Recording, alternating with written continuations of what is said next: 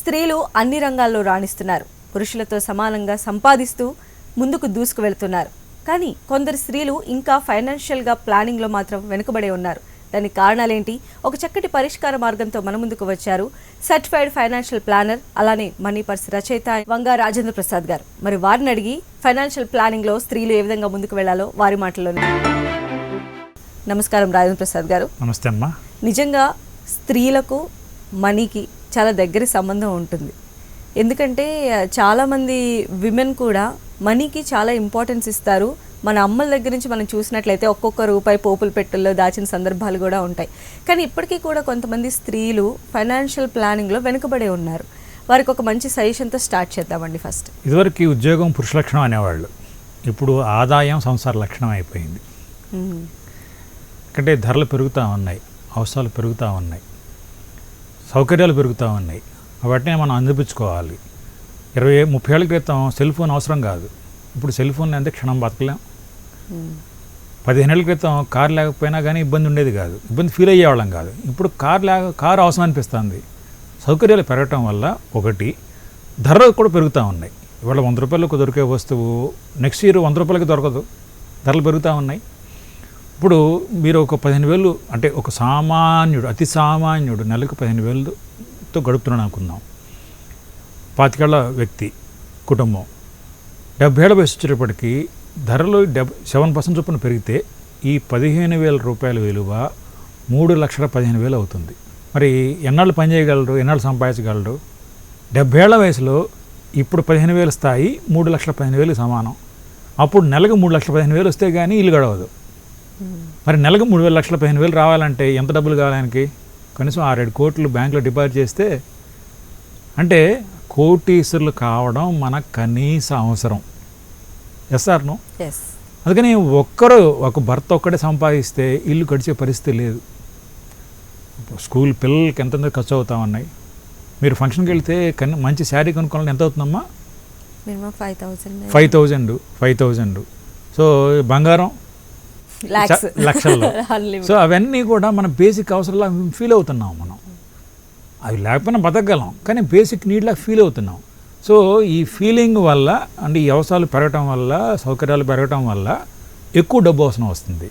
ఎక్కువ డబ్బు అవసరం కాబట్టి ఒక ఆదాయం చాలట్లేదు. అందుకని ఉద్యోగం పురుష లక్షణం, ఇప్పుడు ఆదాయం సంసార లక్షణం. సంసారం బండి నడవాలంటే 2 చక్రాలు పని నడుస్తూ ఉండాలి, ఇద్దరు పని చేస్తూ ఉండాలి, సంపాదిస్తూ ఉండాలి. అప్పుడు మాత్రమే సాధ్యం. మగవాడి దృష్టి ఎప్పుడు కూడా సంపాదన మీద ఉంటుంది, ఆడపిల్ల దృష్టి సేవింగ్స్ మీద ఎక్కువ ఉంటుంది. కారణం ఏంటి? ఆడపిల్లలు బంగారం అంటే ఇష్టపడతారు. ఎందుకు ఇష్టపడతారు? మీరు ఆడపిల్లలు కాబట్టి చెప్పండి, ఎందుకు ఇష్టపడతారు? ఇన్వెస్ట్మెంట్. సౌందర్యం ఒకటి, ఇన్వెస్ట్మెంట్ ఒకటి. ఆడపిల్లకి సెక్యూరిటీ అవసరం. మగవాడికి 28-30 ఏళ్ళకి కానీ పెళ్లి కాదు. అదే ఆడపిల్లకి 23-25కి పెళ్ళి అయిపోతుంది. అంటే భర్త వయసు కంటే భార్య వయసు తక్కువ ఉంటుంది. ఆడవాళ్ళకి మగవాళ్ళ వయసు కంటే, అంటే జీవితకాలం ఆడపిల్లలకి ఎక్కువ. మగవాళ్ళ కంటే 2-3 ఏళ్ళు ఎక్కువ కాలం జీవిస్తారు ఆడవాళ్ళు. సో భర్త వయసు కంటే భార్య వయసు తక్కువ, భార్య ఎక్కువ కాలం జీవిస్తుంది. ఈ కారణంగా వృద్ధాప్యంలో 80% ఉమెన్ ఆర్ లివింగ్ సింగిల్లీ. ఒంటరిగా వృద్ధాప్యంలో జీవిస్తున్నారు ఆడవాళ్ళు. ఒంటరిగా జీవించే మగవాళ్ళు వృద్ధాప్యంలో 20%. సో ఇవన్నీ కారణాలు ఎందుకు చెప్తున్నానంటే, మగవాడి కంటే ఆడవాళ్ళకి డబ్బు ఎక్కువ అవసరం. ఆడపిల్లలు 10 లక్షల రూపాయలు గంటలు ఖర్చు పెట్టగలరు, అవునా? కానీ మగవాళ్ళు ఖర్చు పెట్టలేరు. సో ఈ అన్ని కారణాల వల్ల ఆడపిల్లకి డబ్బు ఎక్కువ అవసరం. కాబట్టి ఆడపిల్లలు సంపాదనని సేవింగ్స్ మీద ఎక్కువ దృష్టి మళ్ళిస్తున్నారు.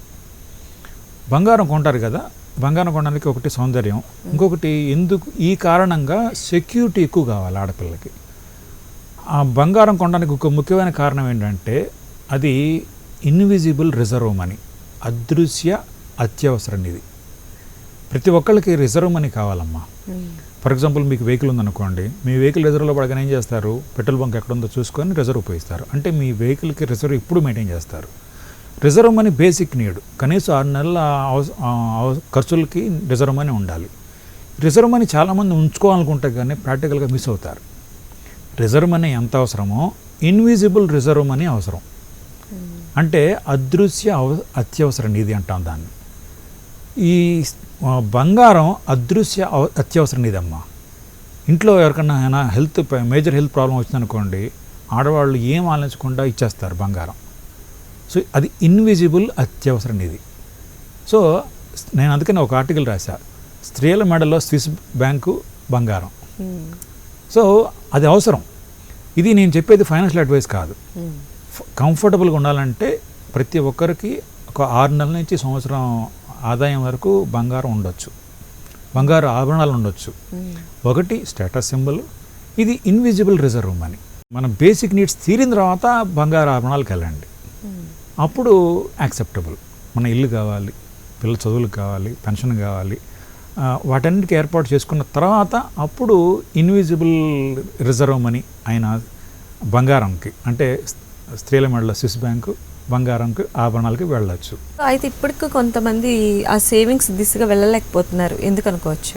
Women are best in savings అమ్మా. మగవాళ్ళు చేయలేరు. ఆడవాళ్ళు చేసినట్టుగా మీరు అందరికీ పువ్వులు పెట్టి దగ్గర నుంచి ఆడవాళ్ళు చేసినట్టు సేవింగ్స్ మగవాళ్ళు చేయలేరు కూడా. అయితే సేవింగ్స్లో బెస్టే కానీ ఇన్వెస్ట్మెంట్స్లో బెస్ట్ కాదు. చాలామంది ఆడపిల్లలు ఆ పోర్ట్ఫోలియోని భర్తకో తండ్రికో వదిలేస్తారు.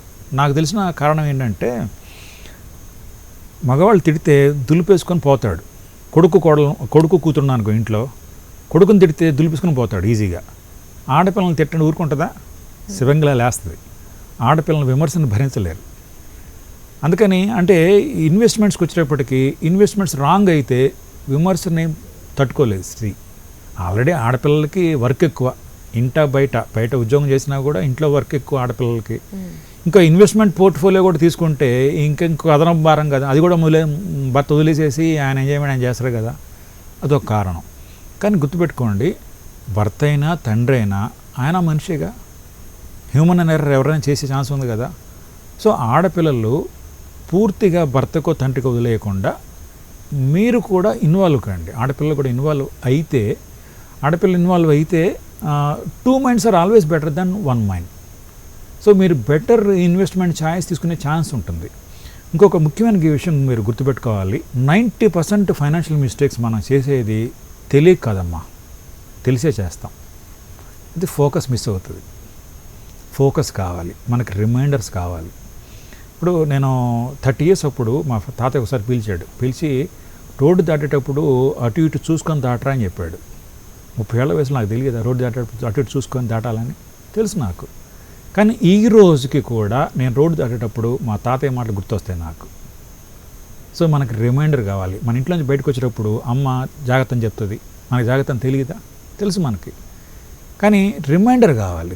మనం ఆ రిమైండర్ కింద, అంటే మీ భర్త మీ తండ్రి ఎంత ఎక్స్పర్ట్ అయినా కూడా ఆయనకి చిన్న చిన్న ఇష్యూస్, అంటే ఫోకస్ మిస్ అవుతుంది, సింపుల్ లాజిక్స్ కూడా ఒక్కోసారి మర్చిపోతూ ఉంటాం.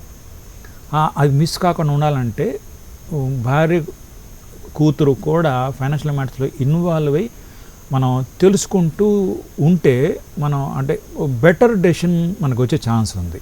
సో అందుకని ఆడపిల్లలు సేవింగ్స్ మీద ఒకటే దృష్టి పెట్టకుండా ఇన్వెస్ట్మెంట్స్ మీద కూడా దృష్టి పెట్టాలి. 1979-80లో 10 గ్రాముల బంగారం 800 రూపాయలు, 800 రూపీస్ ఉండేది. ఇప్పుడు 28,000 ఉంది. అదే మీరు బంగారం కొనే బదులు బాంబే స్టాక్ ఎక్స్చేంజ్ సెన్సెక్స్ షేర్లో ఇన్వెస్ట్ చేస్తే అమౌంట్ ఎంత అయ్యేది తెలుసా? ఇప్పుడు మోర్ దాన్ 2 lakhs అయ్యింది మీ ఆ సెన్సెక్స్ షేర్లో ఇన్వెస్ట్ చేస్తే. ఆ బంగారం ధర 30,000 మిగిలింది. అంటే మీరు అప్పుడు రీసెర్చ్ చేసినట్టయితే, బెటర్ ఇన్వెస్ట్మెంట్ అప్పుడు చేసినట్టయితే ఎక్కువ లాభం వచ్చేది కదా మీకు. అంటే ఈ ఇన్వెస్ట్మెంట్స్ డెసిషన్స్లో రీసెర్చ్ అవసరం. సో భార్యాభర్తలు ఇద్దరూ కలిసి రీసెర్చ్ చేయండి. రీసెర్చ్ చేసి ఆల్టర్నేటివ్స్ చూసుకోండి. అప్పుడు బెటర్ వే మనకు అనిపిస్తుంది. మనం అన్నిటికీ భర్త అయినా తండ్రి అయినా ప్రేమగా ఉంటానని మాట ఇవ్వగలరు, సిన్సియర్గా ఉంటానని మాట ఇవ్వగలరు, కానీ రేపు కూడా బతుకుంటానని మాట ఇవ్వగలరా? సో ఇద్దరిలో ఒకరికి ఏమైనా అయితే మిగతా భారం అంతా కూడా ఆ ఒక్కరి మీద పడుతుంది. సో ఆ పరిస్థితి భర్తకి రావచ్చు, భార్యకు కూడా రావచ్చు. అందుకని ఇన్వెస్ట్మెంట్ డెసిషన్స్ భార్యాభర్తల్లో ఒకరికే వదిలేయకుండా ఇద్దరూ కలిసి చేయండి. ఆడపిల్లలు ఇల్లు సర్దడంలో ఎక్స్పర్ట్స్. ఆ ఎక్స్పర్టైజ్ని ఆ సర్దడంలో ఇన్సూరెన్స్ ఖాతాలు ఎక్కడున్నాయి, ప్రామిసరీ నోట్స్ ఎక్కడ ఉన్నాయి, చెక్స్ ఎక్కడ ఉన్నాయి, వీలునామా ఎక్కడ ఉంది, అది కూడా సర్దండి మీరు. అవి కూడా తెలుసుకోండి ఎక్కడెక్కడ ఉన్నాయో. ఫర్ ఎగ్జాంపుల్ ప్రామిసరీ నోటు భర్త తీసుకుంటాడు అనుకుందాం, అది 3 years దాని లైఫ్ స్పాను. ఏమైనా అయిందనుకోండి, దాన్ని సంగతి మర్చిపోతే ఆడపిల్ల. మీకు ఒక చిన్న ఉదాహరణ చెప్తాను. భర్త సడన్గా అనారోగ్యం వచ్చింది, హాస్పిటల్లో ఉన్నాడు. భార్య ఆతృత ఎప్పుడు కూడా భర్తను బతికించిన గొడవ మీద ఉంటుంది కదా. ఇన్సూరెన్స్ పాలసీలు ప్రీమియం కట్టాలి, డ్యూ డేట్ వచ్చింది. అమ్మాయి దృష్టి అంతా కూడా భర్త ఆరోగ్యం, హెల్త్ చూసుకోవడం మీద దృష్టిని పెట్టింది. పాలసీ ప్రీమియం ల్యాప్స్ అయిపోయింది. 4 నెలల్లో భర్త చనిపోయాడు. పాలసీ ల్యాప్స్ అయిపోతే కంపెనీ వాడు ఎవరంటాడు? అంటే ఈ అమ్మాయి కూడా పాలసీల గురించి తెలిసినట్టయితే పాలసీ ప్రీమియం అప్పు చేసేనా కట్టేది. అంటే ఎందుకు వెనకాడతారంటే, భర్త అలా ఉంటే, హాస్పిటల్లో ఉంటే ఇన్సూరెన్స్ పాలసీ ప్రీమియం కోసం అప్పు చేశారని చెప్పి జనం ఏమనుకుంటారో అని వెనకాడికి వేస్తారు కదా. అది అంటే ఆడపిల్లకు కూడా ఆ అవగాహన ఉంటే, ఈ ఇన్వెస్ట్మెంట్స్ మీద, ఇన్సూరెన్స్ పాలసీలు, పెన్షన్ వాటి మీద అవగాహన ఉంటే జీవితం సుఖంగా ఉంటుంది. ఏ పని చేసినా కూడా కలిసి చేసుకోవడమే కదా. ఇప్పుడు ఆడపిల్ల ఉద్యోగం చేస్తుందంటే మగవాళ్ళు కూడా వంట చేయాలి కదా. మరి ఆడపిల్లలు, మగవాడు వంట చేసినప్పుడు ఆడపిల్లకు కూడా ఇన్వెస్ట్మెంట్ చేయాల్సిందే. సో ఇన్వాల్వ్ చేయకండి అంతే. ఇన్వాల్వ్ అయితే జీవితం చాలా సుఖంగా ఉంటుంది. ఓకే. అయితే కొంతమంది హస్బెండ్స్ ఇప్పుడు మనం మాట్లాడుకున్నట్టు లోన్స్ కూడా ఎక్కువ తీసుకుంటూ ఉంటారు. ఇప్పుడు ఇద్దరు జాబ్ చేస్తున్నారంటే లోన్ అమౌంట్ ఎక్కువ అవుతూ ఉంటుంది. కొంచెం బర్డెన్ అయినా కూడా ఒక ఇద్దరం చేస్తున్నాం కదా అని చెప్పేసి ముందడుగు వేసేస్తూ ఉంటారు. తర్వాత ఏదైనా ఎఫెక్ట్ అనేది పడినట్లయితే అది ఎక్కువ విమెన్ పైనే పడుతుంది. సో మరి దాని నుంచి ఎలా బయటికి రావాలంటే? వెరీ గుడ్ క్వశ్చన్ అమ్మా. మీరు ఫర్ ఎగ్జాంపుల్ హౌసింగ్ లోన్ తీసుకున్నానుకోండి, ఇద్దరి పేరుతో ఇద్దరు ఆదాయాన్ని బట్టి తీసుకుంటున్నారు. అయితే హౌస్ ప్రాపర్టీ కూడా ఇద్దరి పేరుతో జాయింట్గా రిజిస్టర్ చేయించుకోండి. ఎందుకంటే ఒకటేంటంటే ఇద్దరికి సమాన హక్కులు ఉంటాయి. ఫర్ ఎగ్జాంపుల్ భర్త పేరుతోనే ఇల్లు కొనుక్కున్నాడు, భార్య జీతం అంతా ఇల్లు కావడానికి, భర్త జీతం అంతా హౌసింగ్ లోన్కి కట్టారనుకోండి, నెక్స్ట్ పొరపాటు అంటే ఏమైనా విడిపోయే పరిస్థితి వస్తే, నేను నా జీతంతో కట్టాను, నా ఇల్లు నాదేనంటే, అంటే ఆ మాట చెల్లదు, కానీ అనే ఛాన్స్ మనం ఎందుకు ఇవ్వాలి? అందుకని జాయింట్ ఓనర్షిప్ తీసుకొని లోన్ తీసుకోవడం మంచిది, రైట్. ఇంకొకటి, అసలు పెళ్ళికి ముందే ఆయనకి మీరు అబ్బాయి కానీ అమ్మాయి చరిత్ర పరిశీలిస్తారు కదా. ఒకవేళ అమ్మాయో అబ్బాయో విపరీతంగా అప్పులు చేసి ఉంటే, మామూలుగా పెళ్లి చేసుకునేటప్పుడు ఆడపిల్లల్ని పెళ్లి చేసేటప్పుడు భర్త అబ్బాయి ఉద్యోగం ఎంత, ఆదాయం ఎంత లెక్కేస్తారు. మరి ఆదాయం ₹1,00,000, ఇన్స్టాల్మెంట్లు ₹1,00,000 అయితే, అందుకని వాళ్ళ క్రెడిట్ హిస్టరీ కూడా ఇన్వెస్టిగేట్ చేయాల్సిన అవసరం ఉంది. అంటే ఇప్పుడు అబ్బాయి వైపే కాదు, అమ్మాయి వైపు కూడా లెక్కేయాల్సిందే. అంటే ఆదాయం ఎంత అనేది ఒకటే లెక్క కాదు, ఎంత మిగులుస్తున్నారు అనేది కూడా లెక్క కదా. సో ఆ క్రెడిట్ హిస్టరీ కూడా చూడండి. ఇంకొకటి, లోన్ తీసుకునేటప్పుడు ఆడపిల్లలు జనరల్గా ఒక డైలాగ్ ఉంటుంది, ఎక్కడ సంతకం పెట్టాలి. సంతకం పెట్టే ముందు కాగితాలు ఏం రాసిందో చూడండి, చదవండి. అయితే ప్రాక్టికల్గా అంత చదివి సంతకం పెట్టే తీరిక ఉండదు. ఒక జీరాక్స్ కాపీ వాళ్ళు, బ్యాంకు వాళ్ళు అంటే శాంక్షన్ లెటర్ ఒకటి ఇస్తారు. ఆ శాంక్షన్ లెటర్ తీసుకెళ్ళి ఇంటికి వెళ్ళి చదవండి. ఏమైనా డౌట్స్ ఉంటే అడగండి, ఏమైనా డౌట్స్ ఉంటే క్లియారిఫై చేసుకుంటే లోన్ రీపేమెంట్ కానీ లోన్ డిఫాల్ట్ కాకుండా ఉంటాం. అండ్ ఇప్పుడు ఉన్నటువంటి సిచ్యువేషన్స్లో ఒక స్త్రీ ఇంటి దగ్గర ఉన్నటువంటి అంటే కుటుంబ బాధ్యతలు, మళ్ళీ ఇటుపక్క వృత్తిపరమైనటువంటి స్ట్రెస్ కూడా ఉంటుంది. ఇంత స్ట్రెస్లో అసలు విమెన్ జాబ్ చేయాల్సిన అవసరం ఉందంటారా? ప్రతిదీ అంటే సౌకర్యాలు, అవసరాలు పెరిగిన తర్వాత ధరలు పెరగడం వల్ల తప్పదమ్మా. రాజేంద్ర ప్రసాద్ గారు, ఒక స్త్రీ అనేది అటు కుటుంబ వ్యవస్థ నుంచి వచ్చేటువంటి సవాళ్ళు కావచ్చు, ఇటు ప్రొఫెషనల్ పరంగా వచ్చేటువంటి సవాళ్ళు కావచ్చు, ఇవన్నీ తీసుకొని కూడా తన లైఫ్ని లీడ్ చేస్తూ ఉంది. కానీ ఇంత స్ట్రెస్ఫుల్ లైఫ్ విమెన్కి అవసరం అంటారా? మీరేమంటారు? అసలు స్ట్రెస్ అనేది ఎందుకు అనుకుంటున్నారు? సవాళ్ళు ఎదురవుతున్నాయి కాబట్టి. ఛాలెంజ్ లా తీసుకుంటే సక్సెస్. ప్రాబ్లం అని చూసినంతకాలం ప్రాబ్లం, దాన్ని ఛాలెంజ్లా తీసుకుంటే ఎంజాయ్ చేస్తాం. ప్రాబ్లం అనుకుంటే వంట చేయడం కూడా ప్రాబ్లమే. రోజు టిఫిన్ చేయాలి, మధ్యాహ్నం అన్నం పెట్టాలి, సాయంత్రం స్నాక్స్, ఈవినింగ్ మళ్ళీ భోజనం. ఈ ప్రాబ్లం అనుకుంటే ప్రాబ్లం. అట్లనే సంపాదించడాన్ని ఆడపిల్లలు ఎంజాయ్ చేయరా? ఖచ్చితంగా చేస్తారు. సో అది యాక్సెప్ట్ చేసినప్పుడు దాన్ని కూడా ఎంజాయ్ చేయడం మొదలు పెడతారు. అయితే అవసరం అయింది కదమ్మా, అంటే అవసరాలు పెరుగుతూ ఉన్నాయి, సౌకర్యాలు పెరుగుతూ ఉన్నాయి. ఈ కారణంగా మనం ఎక్కువ సంపాదించాల్సిన అవసరం ఏర్పడింది. ఇంకొకటి ఏంటంటే ఇదివరకు వడ్లు దంచితే కానీ బియ్యం వేయే కావు. ఇప్పుడు సో ఆడవాళ్ళు ఎక్కువ ఆ పనులు ఉండేవాళ్ళు, పిండి రుబ్బాల్సి వచ్చేది. ఇప్పుడు యంత్రాలు వచ్చినాయి, సో ఈజీ వర్క్ అయిపోయింది కదా. సో ఖాళీ సమయం ఎక్కువ మిగిలింది కదా. పిల్లలు స్కూల్కి వెళ్ళడం మొదలుపెట్టిన దగ్గర నుంచి ఆడవాళ్ళకి ఎక్కువగా సమయం మిగులుతోంది. సో ఈ కారణంగా ఇంటికే పరిమితం అయితే ఆడపిల్లలు ప్రొడక్టివ్ అంటే శక్తి, ఉత్పాదక శక్తి వినియోగించబడినట్టే కదా. సో వినియోగం కావాలి, అది దేశానికి అవసరం. సో వ్యక్తిగా మన కుటుంబానికి అవసరం, మన ఆదాయం సొసైటీ కూడా అవసరం, దేశానికి అవసరం. సో ఒకళ్ళు సంపాదించే బదులు ఇద్దరు సంపాదిస్తే జీడిపి పెరుగుతుంది, మన ఇంటికి మన అవసరం కాబట్టి. సో దాన్ని ఛాలెంజ్లా తీసుకుంటే పెద్ద కష్టమైన పని కాదు. ఇప్పుడు ఆడపిల్లలు ఉప్పు ఎంత వేయాలి అనే గ్రాముల చొప్పున లెక్కేసి వేయరుగా, ఆడపిల్లలు వేసేస్తారు, కరెక్ట్గానే వస్తాయి, కరెక్ట్గా కూరుతుంది. ఆడవాళ్ళకి సిక్స్త్ సెన్స్ అంటారు కదా, అది బాగా ఎక్కువ అన్నమా. ఆ స్పెషాలిటీ ఆడపిల్లలకే ఉంది, ఆ సిక్స్త్ సెన్స్.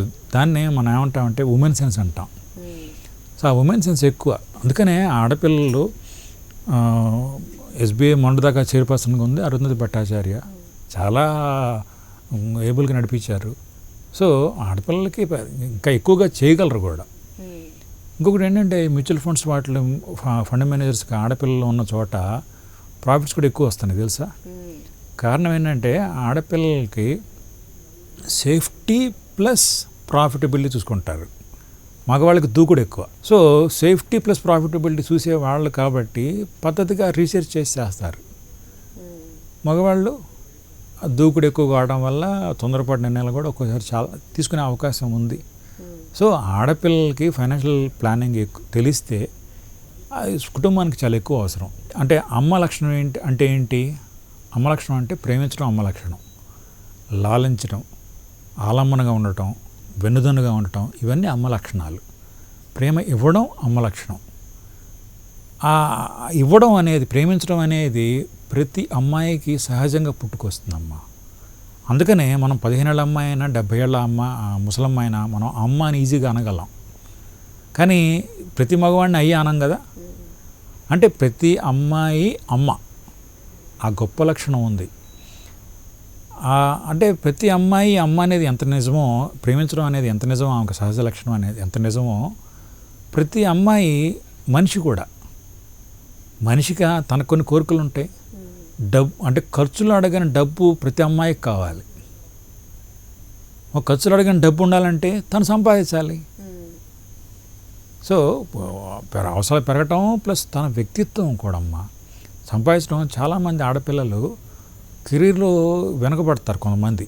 కారణం ఏంటంటే భర్త ఆదాయానికి తోడుగా ఉంటుందని, వేడి నీళ్ళకి చన్నీళ్ళుగా ఉంటుందని ఉద్యోగం ఆదాయం సంపాదిస్తారు. అది పూర్తిగా కరెక్ట్ కాదు. వేడి నీళ్ళకి చన్నీళ్ళు తోడుగా ఉండటం కాదు, మీ వ్యక్తిత్వం నిరూపించుకోవడం కోసం మీరు సంపాదించండి. అప్పుడు కెరీర్ కూడా మీరు దాన్ని ఎంజాయ్ చేస్తారు. తోడుగా ఏదో మనం హెల్ప్గా ఉంటుందని చేశానుకోండి, ఇంకోళ్ళ కోసం పనిచేసినట్టు లెక్క. మీ ఇన్నర్ టాలెంట్స్ని వినియోగించడం కోసం పనిచేయండి. అప్పుడు ఆడపిల్లల అంటే సహజంగా ఉన్న శక్తి బయటకు వస్తుంది. అప్పుడు ఆడపిల్లల తనను చూసి తానే మురిసిపోద్దమ్మా. సో ఆటోమేటిక్గా తల్లిదండ్రులు, పిల్లలు కూడా మురిసిపోతారు కదా. సో ఆ ఇన్నర్ టాలెంట్ని నిరూపించడం కోసం పనిచేయండి. అప్పుడు మీరు ఎంజాయ్ చేయడం మొదలు పెడతారు. సో అప్పుడు వంటని ఎంజాయ్ చేయొచ్చు, డబ్బుని ఎంజాయ్ చేయొచ్చు. సో ఒకటి ఏంటంటే మీ ప్రేమని, అంటే ఆడపిల్లలు తమ కుటుంబానికి పరిమితం చేసుకోకుండా విశ్వజనీనం చేసినప్పుడు అప్పుడు ఇక ఎంజాయ్మెంట్ ఎక్కువ ఉంటుందమ్మా. ఇన్ఫోసిస్ నారాయణమూర్తి గారు అంటారు, ధనబలం అంటే దాతృత్వ బలం అంటారు. Power of money is power of charity. So మనం మన కోసం సంపాదించాలి, మన కుటుంబం కోసం సంపాదించాలి, ఇతరులకు సాయం చేయడం కోసం కూడా సంపాదించాలి. ఆ స్టేజ్ వచ్చిన తర్వాత ప్రతిదీ మనం ఎంజాయ్ చేయొచ్చు. ఇంకోటి గుర్తుపెట్టుకోవాలి ఏంటంటే ఇన్వెస్ట్మెంట్స్లో వెనకపడడానికి కారణం ఫియర్ ఆఫ్ ఫెయిల్యూర్. అది ఒకటి ఆడపిల్లల్ని ఇన్వెస్ట్మెంట్స్ వైపు దృష్టి మళ్లించనివ్వదు. మీరు నడకట్ట నేర్చుకున్నారు, పడుతూ లేస్తూ అది ఫెయిల్యూరా కాదు, లెర్నింగ్లో పార్ట్. అది failure is not opposite of success, failure is part of success. డాక్టర్లు ఎవరన్నా ఎక్స్పర్ట్ అంటామా? హీఈస్ ఎ ప్రాక్టీసింగ్ డాక్టర్ అంటాం. అంటే ఆయన వైద్యాన్ని ప్రాక్టీస్ చేస్తూ ఉన్నాడు. ప్రాక్టీస్లో సక్సెస్ అవుతే ఫెయిల్యూర్ అవుతుంది. ఒక ప్రాణాలతో డీల్ చేసే డాక్టర్ ఉడితేనే ప్రాక్టీసింగ్ అన్నప్పుడు ఇన్వెస్ట్మెంట్స్ కూడా ప్రాక్టీసింగ్. సో ఫెయిల్యూర్ అనే మాట అసలు లేదమ్మా. మనం ఆశించే ఫలితం రాకపోవచ్చు. అంటే ఈ విషయం తెలిస్తే మనం రిస్క్ కనుక ఆడపిల్లలు వెనకాడరు. ఎప్పుడైతే రిస్క్ కనుక వెనకాడరో అప్పుడు ఇన్వెస్ట్మెంట్స్ దృష్టి వైపు మళ్ళిస్తారు. సో ఇన్వెస్ట్మెంట్స్ దృష్టి మళ్ళించినప్పుడు ఆడపిల్ల తాను సంపాదించడమే కాకుండా తన డబ్బు తన కోసం సంపాదించే స్టేజ్కి వెళ్తారు. సో మీరు ఎంత త్వరగా ఫైనాన్షియల్ ఫ్రీడమ్ వచ్చిందో, అంటే మీ డబ్బు మీకోసం సంపాదించడం మొదలుపెట్టిందో, అప్పుడు ప్రతిదీ ఎంజాయ్మెంటే. మీరు ఎప్పుడైనా కానీ పని నుంచి విశ్రాంతి తీసుకోగలిగే స్టేజ్కి వస్తారు. సో మనకు ఫైనాన్షియల్ ఫ్రీడమ్ కావాలి. సో ఫైనాన్షియల్ ఫ్రీడమ్ కుటుంబానికి త్వరగా కావాలంటే ఇద్దరు సంపాదించడం. So thank you so much అండి రాజేంద్ర ప్రసాద్ గారు. ఈరోజు విమెన్ ఏ రకంగా ఫైనాన్షియల్ స్టెప్స్ తీసుకుంటే తన లైఫ్ ఎంత సెక్యూర్గా ఉంటుందనేది చాలా చక్కగా ఎక్స్ప్లెయిన్ చేశారు. Thank you so much. Thank you అమ్మా, థ్యాంక్ యూ. సో ఇదండి ఇవాల్టి జయహో సక్సెస్ మంత్ర. నమస్తే.